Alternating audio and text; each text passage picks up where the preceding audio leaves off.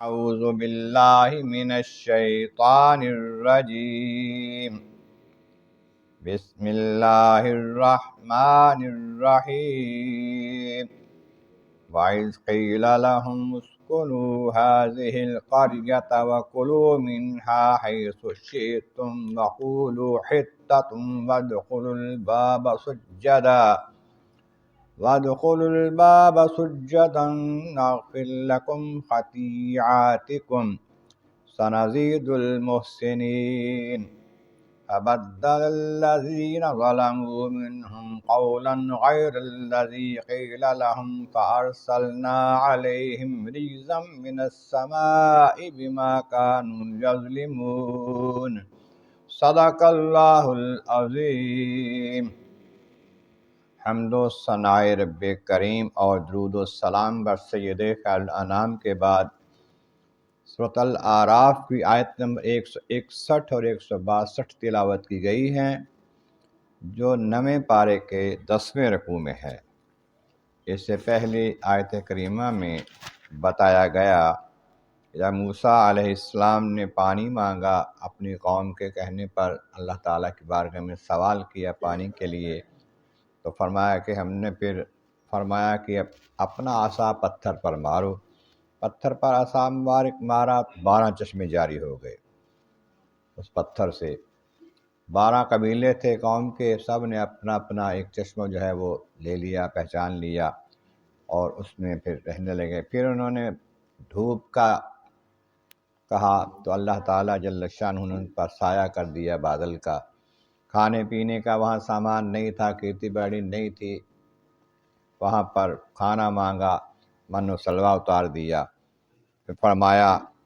کہ یہ کہا گیا کہ تم کھاؤ پیو پاکیزہ چیزیں جو تمہیں دی گئی ہیں، اور انہوں نے خود زیادتیاں کیں جس کی وجہ سے ان پر عذاب آئے۔ اللہ تعالیٰ نے ان کے ساتھ زیادتی نہیں کی۔ پھر فرمایا جب کہا گیا انہیں کہ اس شہر میں داخل ہو جاؤ اور اس شہر میں رہو، وہ شہر جو بڑا پرانا بزرگوں کا شہر ہے، انبیاء کا شہر ہے، اس شہر میں داخل ہونے کے لیے کہا گیا، اور شہر میں داخل ہو جاؤ توبہ کرتے ہوئے، حطۃ کہتے ہوئے، توبہ ہے کہتے ہوئے داخل ہو جاؤ۔ تو انہوں نے کیا کیا، اس کی بجائے حنطۃ گندم چاہیے کہتے ہوئے داخل ہوئے، لفظوں کو بدل دیا، تو اس کی وجہ سے بھی ان پر عذاب آیا۔ کہا گیا کہ داخل ہو جاؤ سجدہ کرتے ہوئے، یہ بھی سجدہ بھی نہ کیا انہوں نے، یعنی کہ جو انبیاء کا شہر ہے، بزرگوں کا شہر ہے، مقبول بندوں کا شہر ہے، وہاں جانے کے لیے انہیں کہا گیا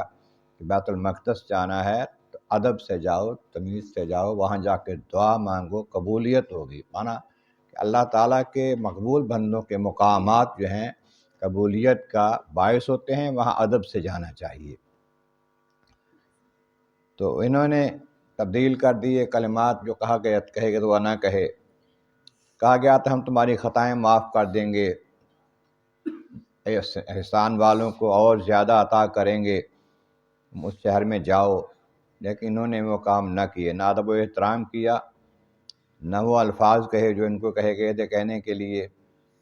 بدل ظلموا منہم قولا غیر الذی قیل لہم، ان میں سے ظالم لوگ جو تھے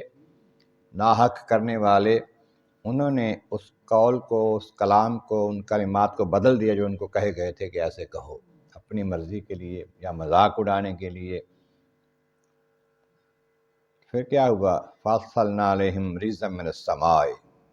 پھر ہم نے ان پر آسمانوں سے عذاب نازل کر دیا،